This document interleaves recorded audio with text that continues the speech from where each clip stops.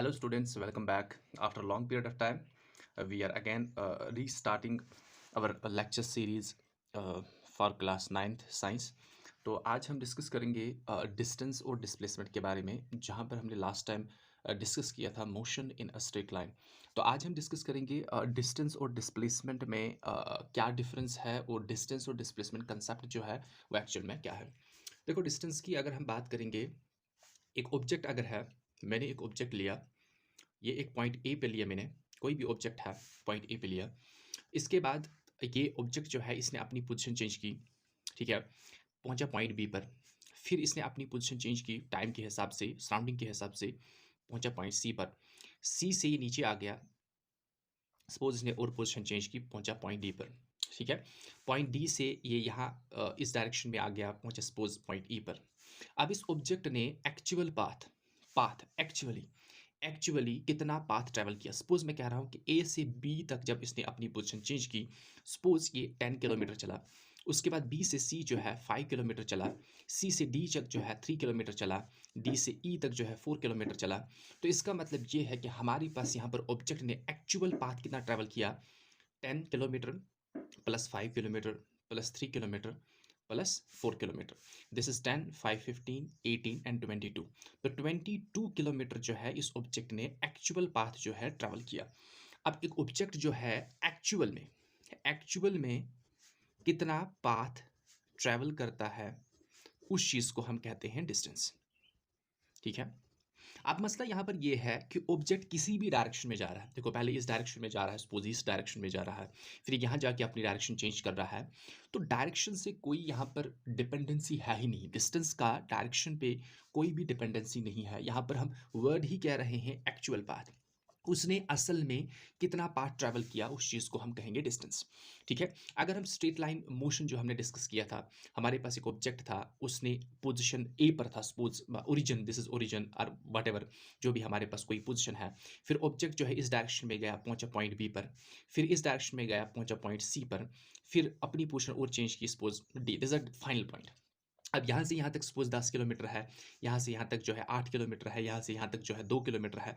तो total actual path यहाँ पर ऑब्जेक्ट ने कितना ट्रैवल किया, तो हम सिंपल ऐड करेंगे, 10 kilometre plus 8 kilometre plus 2 kilometre. तो यहाँ पर टोटल कितना हमारे पास आ रहा है, 18 to 20 किलोमीटर, ठीक है. अब सपोज ये ऑब्जेक्ट जो है डी से वापस आ गया इस डायरेक्शन में, वेस्ट डायरेक्शन में, this is east direction, this is west direction. Suppose west direction में आ गया, इनिशियली यहाँ पर था, फिर ये सी पॉइंट पर पहुंचा. देखो, अब 2 यहाँ तक तो 20 है, यहाँ से फिर ये वापस आ गया, 2 और किलोमीटर इसने डिस्टेंस ट्रैवल किया, मतलब इतना एक्चुअल पाथ और इसने ट्रैवल किया. तो इसका मतलब हमें और 2 ऐड करना पड़ेगा. तो हमारे पास कितना आ जाएगा, 22 किलोमीटर. सपोज ये यहाँ से यहाँ तक पहुंचा, फिर से वापस 8 किलोमीटर और चला, तो 8 किलोमीटर हमें फिर से ऐड करना पड़ेगा, इट विल बी 30 किलोमीटर. फिर जाके ये वहाँ पर ए तक पहुंचा, तो ए तक पहुंचा 10 किलोमीटर और इसने ट्रैवल किया, तो हम 10 और ऐड करेंगे, तो हमारे पास 40 किलोमीटर इसने एक्चुअल पाथ ट्रैवल किया.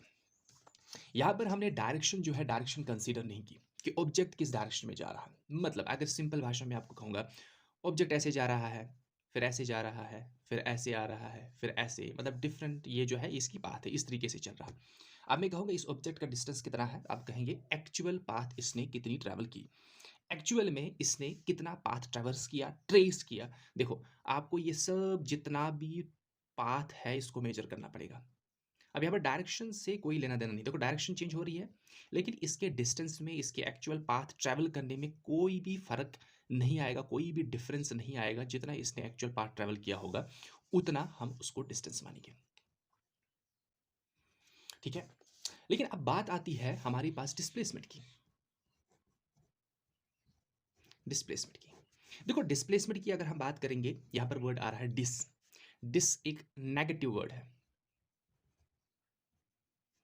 उसके बाद प्लेस हमारे पास क्या होती है, एक लोकेशन.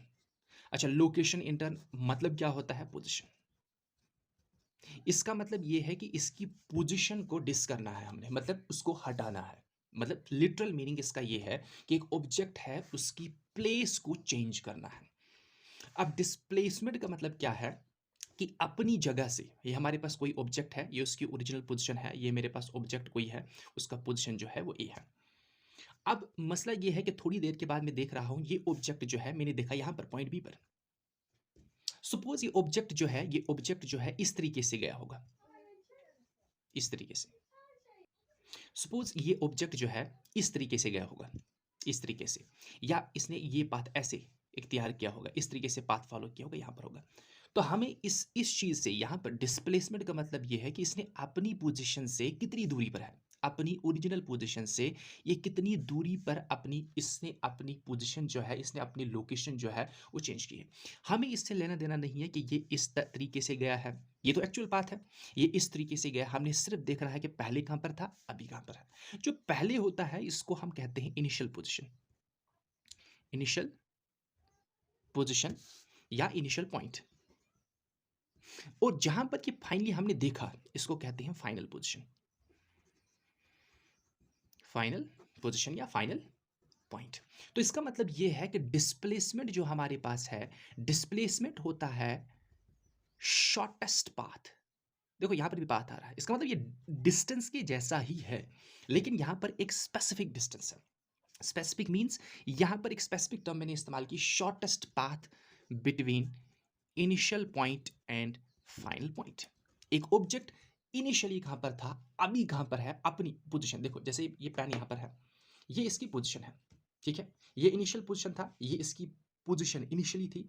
तो अब यहां से यहां गया, अब इतना इतना इसका पोजीशन चेंज हुआ, इनिशियल और फाइनल पॉइंट के बीच में कितना ये पाथ है, दैट रिप्रेजेंट्स द डिस्प्लेसमेंट। ठीक है, तो इसका मतलब ये है कि हमारे पास डिस्प्लेसमेंट क्या होता है, डिस्प्लेसमेंट भी एक डिस्टेंस ही होता है, लेकिन एक स्पेसिफिक डिस्टेंस होता है जिसमें हम डायरेक्शन का खास ख्याल रखते हैं। देखो ऑब्जेक्ट ऑब्जेक्ट हमारे पास पॉइंट ए पर है, ठीक है, ए से गए पॉइंट बी पर, बी से गए सी पर, ठीक है, इस डायरेक्शन में सपोज ये 10 किलोमीटर है, ये 5 किलोमीटर है। टोटल एक्चुअल पाथ यहां पर कितना ट्रैवल हुआ, 15 किलोमीटर। ठीक है, एक्चुअल पाथ कितना ट्रैवल हुआ, 15 किलोमीटर। लेकिन अगर ये ऑब्जेक्ट अब यहां से वापस आ रहा है, इस डायरेक्शन में पहुंचा पॉइंट बी पर, ठीक है, अब इनिशियल पॉइंट तो ए है, फाइनल पॉइंट सी है, लेकिन सी से अब ये पहुंचा पॉइंट बी पर। अब इनिशियल और फाइनल पॉइंट कौन सा है, इनिशियल पॉइंट हमारे पास ए है, बी जो है फाइनल पॉइंट है। ठीक है, इसका मतलब ओरिजिनल से अभी ये कितना डिस्प्लेस हुआ है, सिर्फ 10 किलोमीटर। इसका मतलब 5 कम हो गया। जो एक्चुअल हमारे पास था, एक्चुअल पाथ तो वो 15 किलोमीटर था, लेकिन ऑब्जेक्ट जो है ऐसे ही चला, देखो इस डायरेक्शन में गया, फिर से डायरेक्शन चेंज की, जो ही इसने डायरेक्शन चेंज की, इसकी वैल्यू में चेंज आ गई। पहले 15 किलोमीटर था डिस्टेंस, लेकिन अब डिस्प्लेसमेंट कितना होगा, 10। अच्छा, यहां से फिर ये वापस आ जाएगा, सपोज यहां पर पहुंचा। अब इनिशियल पॉइंट क्या है, ए, फाइनल पॉइंट क्या है, ए। इसका मतलब ये है कि जो हमारे पास डिस्प्लेसमेंट है वो जीरो है। अब जीरो क्यों डिस्प्लेसमेंट है, हमें तो दिखाई दे रहा है कि ऑब्जेक्ट जो है अपनी पोजीशन पे है, इसने अपनी पोजीशन जो है डिस नहीं, मींस अपनी पोजीशन से खिसका ही नहीं है। ठीक है, तो इस तरीके से हमारे पास डिस्प्लेसमेंट जीरो होगा। अच्छा, ये यहां पर पहुंचा, यहां से भी बैकवर्ड जाएगा इस डायरेक्शन में, तो इसका मतलब ये है कि ये नेगेटिव में जाएगा। इसका मतलब डिस्प्लेसमेंट जो हमारे पास होगा वो नेगेटिव टर्म में आ जाएगा। तो जो ही हम डायरेक्शन चेंज कर रहे हैं, तो ऑब्जेक्ट का डिस्प्लेसमेंट भी चेंज हो रहा है। देखो यहां पर अगर हम देखेंगे, डिस्टेंस जो हमारे पास होता है वो डायरेक्शन इंडिपेंडेंट होता है, वो डायरेक्शन पे डिपेंड नहीं होता है, इसलिए हम ओवरऑल वैल्यू लेते हैं, टोटल एक्चुअल पाथ कितना ट्रैवल किया। लेकिन डिस्प्लेसमेंट की अगर हम बात करेंगे, डिस्प्लेसमेंट जो है वो डायरेक्शन पे, डिस्प्लेसमेंट की अगर हम बात करेंगे वो डायरेक्शन पे डिपेंड है। अगर डायरेक्शन चेंज होती है तो ऑब्जेक्ट के डिस्प्लेसमेंट में चेंज आ जाता है। ठीक है, वो हमने देखा। देखो हमारे पास डिस्प्लेसमेंट जो है वो जीरो भी हो सकता है, वो पॉजिटिव भी हो सकता है, वो नेगेटिव भी हो सकता है। अब डिस्प्लेसमेंट जो है डायरेक्शन पे किस तरीके से डिपेंड है, देखो फॉर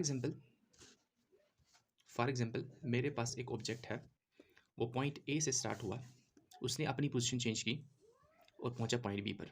ठीक है, पॉइंट बी से उसने अपनी डायरेक्शन चेंज की, पहुंचा पॉइंट सी पर। ठीक है, सपोज ए से बी तक जो है वो 10 किलोमीटर है, बी से सी तक जो है वो 5 किलोमीटर है। अच्छा, एक्चुअल पाथ, ये मैं एग्जांपल दे रहा हूँ दोनों की एक साथ। एक्चुअल पाथ कितना ट्रैवल किया, 10 देन 5।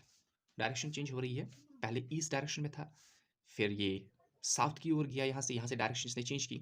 ठीक है, लेकिन डिस्टेंस कितना रहा हमारे पास, जितना एक्चुअल पाथ इसने ट्रैवल किया, दैट इज 15 किलोमीटर। ये हमारे पास डिस्टेंस। इसका मतलब ये है कि डिस्टेंस पे, डिस्टेंस की वैल्यू पर, डिस्टेंस के मैग्नीट्यूड पर कोई भी इफेक्ट नहीं पड़ा जब इस ऑब्जेक्ट ने अपनी डायरेक्शन चेंज की।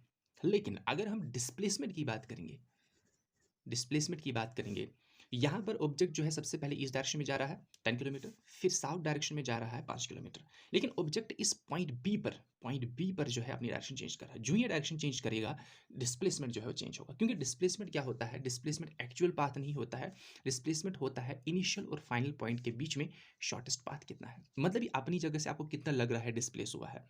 ठीक है, तो यहाँ पर हम क्या फोकस करेंगे, हम सिर्फ इतना पाथ जो है इसको मेजर करेंगे। इसका मतलब ये है कि इसका जो एक्चुअल पाथ था उसमें चेंज आ गया, जब डायरेक्शन चेंज हुई तो डिस्प्लेसमेंट की वैल्यू चेंज हुई डायरेक्शन के हिसाब से। देखो एक्चुअल पाथ कितना है 15, लेकिन अब मुझे शॉर्टेस्ट पाथ निकालना होगा इनिशियल और फाइनल पॉइंट के बीच में, जो कि मुझे डिस्प्लेसमेंट बताएगा वो कितना होगा, 10 का स्क्वायर प्लस 5 का स्क्वायर रूट। ये this is a right angle triangle, तो यहाँ पर हम पाइथागोरस थ्योरम का इस्तेमाल करेंगे। Means hypotenuse is a base and perpendicular, base का स्क्वायर और परपेंडिकुलर का स्क्वायर। यहाँ पर अगर हम वैल्यू देखेंगे it will be root 100 plus 25, that is root 125। ठीक है, अच्छा रूट 125 जब हम निकालेंगे ये 15 से कम होगा, ये 15 से कम होगा। देखो अगर ऑब्जेक्ट जो है वही ऑब्जेक्ट यहाँ से यहाँ तक जा रहा है, उसका डिस्टेंस 15 आ रहा है, लेकिन डिस्प्लेसमेंट जो है वो 15 से कम आ रहा है। ठीक है, ये इसलिए क्योंकि डिस्प्लेसमेंट जो है वो डायरेक्शन पे डिपेंड है। जो ही डायरेक्शन चेंज हुई इसकी वैल्यू जो है चेंज होगी। तो इसका मतलब ये है कि यहाँ से हमें ये क्लियर हुआ, डिस्प्लेसमेंट जो है वो डिस्टेंस के बराबर भी हो सकता है, डिस्टेंस से कम भी हो सकता है। ठीक है, डिस्टेंस से कम भी हो सकता है, जीरो भी हो सकता है। इन सिंपल लैंग्वेज यहाँ पर हमें ये कंक्लूजन निकला, जो डिस्टेंस हमारे पास है वो एक स्केलर क्वांटिटी है और डिस्प्लेसमेंट जो है वो एक वेक्टर क्वांटिटी है। अच्छा दोनों को मेजर करेंगे यूनिट मीटर में। ठीक है, फिर हायर यूनिट हमारे पास किलोमीटर हो सकता है एटसेट्रा। इस तरीके से हम डिस्टेंस और डिस्प्लेसमेंट में डिफरेंस देखते हैं। तो इन शॉर्ट डिस्टेंस क्या होता है, डिस्टेंस हमारे पास होता है actual path travelled bye an object. अच्छा डिस्प्लेसमेंट क्या होता है, shortest path between initial point and final point. Final point और इनिशियल पॉइंट के बीच में जो शॉर्टेस्ट पाथ होगा वो होगा हमारे पास डिस्प्लेसमेंट। ठीक है, देखो डिस्प्लेसमेंट की एक सिंपल और एग्जांपल दे दूंगा मैं। ये है मेरे पास यहाँ पर कैप पेन की। ठीक है, तो मैंने सपोज 2 मिनट पहले मैं आया यहाँ पर, मैंने देखा यहाँ पर थी पॉइंट ए पर। ठीक है, फिर कोई स्टूडेंट जो है वो कह रहा है कि मैंने इस कैप को यहाँ से लिया, ऐसे घुमा घुमा के ठीक है पहुँचाया, यहाँ पर पहुँचा पॉइंट बी पर। ठीक है, बी पॉइंट पर, लेकिन मैं थोड़ी 2 मिनट के बाद आ जाऊंगा, मैं देखूंगा पहले तो ये यहाँ पर था, अभी यहाँ पर है। मैं देखूंगा इसका डिस्प्लेसमेंट, मैं सिंपल देखूंगा इनिशियली कहाँ पर था और फाइनल। मुझे इससे लेना देना नहीं कि आपने कहाँ से लिया, घुमा घुमा के लिया, डायरेक्ट लिया, कैसे लिया। मैं सिंपलेस्ट पाथ और शॉर्टेस्ट पाथ देखूंगा, यहाँ और इस पॉइंट के बीच में डिस्टेंस कितना है, उस डिस्टेंस को मैं कहूँगा डिस्प्लेसमेंट। ठीक है, तो ये है हमारे पास डिफरेंस डिस्टेंस और डिस्प्लेसमेंट के बीच में। इसी तरीके से डिस्टेंस हमारे पास एक स्केलर क्वांटिटी है, डिस्प्लेसमेंट जो हमारे पास है वो वेक्टर क्वांटिटी है। अच्छा डिस्टेंस की अगर हम बात करेंगे, डिस्टेंस हमेशा पॉजिटिव होगा, हमेशा पॉजिटिव होगा। अच्छा डिस्प्लेसमेंट की अगर हम बात करेंगे, ये पॉजिटिव भी हो सकती है, इसकी वैल्यू जीरो भी हो सकती है, नेगेटिव भी हो सकती है। ये कुछ सिंपल सा डिफरेंस था जो 9th लेवल का हम डिस्कस करते हैं, डिस्प्लेसमेंट और डिस्टेंस के बीच में क्या डिफरेंस होता है मैन। ठीक है, तो इसके बाद हम जो नेक्स्ट टॉपिक डिस्कस करेंगे वो यूनिफॉर्म और नॉन यूनिफॉर्म मोशन के बीच में, नॉन यूनिफॉर्म मोशन और यूनिफॉर्म मोशन क्या होता है उसके बारे में हम डिस्कस करेंगे।